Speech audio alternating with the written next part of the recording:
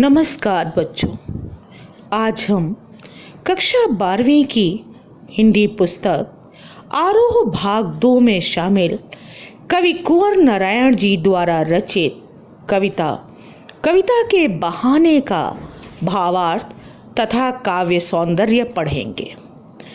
कुंवर नारायण जी नई कविता आंदोलन के हस्ताक्षर कवि हैं। इन्होंने कहानी, लेख, सिनेमा व रंगमंच पर भी अपनी लेखनी चलाई है, पर इनकी मूल विधा कविता ही रही है। कविता के बहाने कविता में कवि ने कविता की व्यापकता को बताया है। कविता के बहाने यह एक यात्रा है चिड़िया फूल से लेकर बच्चे तक की। अब मैं काव्यांश पढ़कर उसका भावार्थ बताऊंगी। कविता एक उड़ान है चिड़िया के बहाने। कविता की उड़ान भला चिड़िया क्या जाने। बाहर भीतर इस घर उस घर, कविता के पंख लगा उड़ने के माने, चिड़िया क्या जाने। पहले की दो पंक्तियां देखिए कि कविता एक उड़ान है चिड़िया के बहाने। कविता की उड़ान भला चिड़िया क्या जाने। इसमें कवि कहता है कि कविता भी चिड़िया की तरह उड़ान भरती है, परंतु दोनों की उड़ान में भिन्नता है, क्योंकि चिड़िया की उड़ान भरने की एक निश्चित सीमा होती है।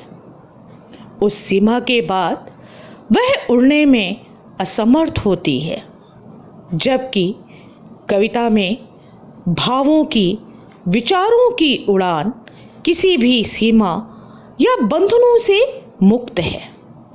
वह अनंत उड़ान है, भला उसे चिड़िया कैसे जान सकती है। आगे की पंक्तियां देखिए। बाहर भीतर इस घर उस घर, कविता के पंख लगा उड़ने के माने, चिड़िया क्या जाने। चिड़िया की उड़ान तो बाहर, अंदर, इस घर उस घर तक ही सीमित है। कविता के भाव और कल्पना रूपी पंख लगाकर उड़ने का अर्थ चिड़िया भला कैसे जान सकती है। वह तो एक सीमा तक ही उड़ सकती है, जबकि कवि की कविता देश विदेश संपूर्ण विश्व में जा सकती है। भला उस उड़ान को चिड़िया कैसे जान सकती है। कविता एक खिलना है फूलों के बहाने। कविता का खिलना भला फूल क्या जाने। बाहर भीतर इस घर उस घर, बिना मुरझाए महकने के माने, फूल क्या जाने। अब पहले की दो पंक्तियां देखिए। कविता एक खिलना है फूलों के बहाने। कविता का खिलना भला फूल क्या जाने। कविता भी फूलों की भांति ही खिलती है, लेकिन फूल जिनमें कोमलता और आकर्षण तो है, पर उनकी कविता से तुलना नहीं हो सकती। फूल खिलने के बाद एक निश्चित अवधि के बाद मुरझाकर समाप्त हो जाते हैं। वहीं कविता एक बार खिलने अर्थात शब्दों के रूप में अभिव्यक्ति प्राप्त कर लेने के बाद निरंतर नया अर्थ ग्रहण कर विकसित होती रहती है। इसी वजह से कवि कहते हैं कि कविता के खिलने का अर्थ फूल भी नहीं जान सकते। आगे की पंक्तियां देखिए। बाहर भीतर इस घर उस घर, बिना मुरझाए महकने के माने, फूल क्या जाने।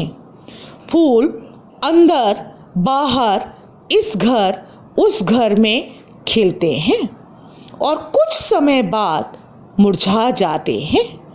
उनका अस्तित्व समाप्त हो जाता है। वे नश्वर हैं, परंतु कविता बिना मुरझाए नए अर्थ ग्रहण कर विकसित होती है, जीवित बनी रहती है।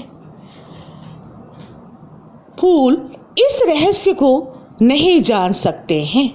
कविता चिरस्थायी होती है। अब आगे वाला पद्यांश देखिए। कविता एक खेल है बच्चों के बहाने, बाहर भीतर यह घर वह घर, सब घर एक कर देने को माने, बच्चा ही जाने। कवि कहता है कि कविता बच्चों के खेल की तरह है। जैसे बच्चा खिलौने से खेलता है, वैसे ही कविता भावों, विचारों और शब्दों के खेल खेलती है। बच्चों के खेल नियम और सीमा के बंधनों से मुक्त होते हैं। कविता भी ऐसी ही होती है। जैसे बच्चे में असीम संभावनाएं छिपी रहती हैं, उसी प्रकार कविता में भी असीम संभावनाएं निहित होती हैं। आगे की पंक्तियां देखो। बाहर भीतर यह घर वह घर, सब एक कर देने को माने, बच्चा ही जाने। बच्चा सभी घरों को बाहर अंदर, इस घर उस घर को एक कर देना जानता है। अर्थात वह अपने पराये का अंतर नहीं जानता। उसे सभी घर, सभी स्थान अपने से ही लगते हैं। इसी प्रकार कवि की कविता के स्तर पर सभी घर अपने हैं, उनमें कोई भेदभाव नहीं है, आत्मीय हैं। कविता भी किसी के साथ बिना भेदभाव किए सभी के बीच प्रेम, अपनेपन का संदेश देती है। अब हम कविता के काव्य सौंदर्य की चर्चा करेंगे। कविता के काव्य सौंदर्य में सबसे पहले भाव सौंदर्य। कवि ने यहाँ कहा है, जहाँ चिड़िया की उड़ान और फूलों के खिलने की एक सीमा है, वहीं बच्चों की सामर्थ्य की तरह कविता में असीम संभावनाएं छिपी हैं। अब आगे देखिए शिल्प सौंदर्य। सबसे पहले भाषा को बताएंगे। कविता की भाषा सरल साहित्यिक खड़ी बोली है।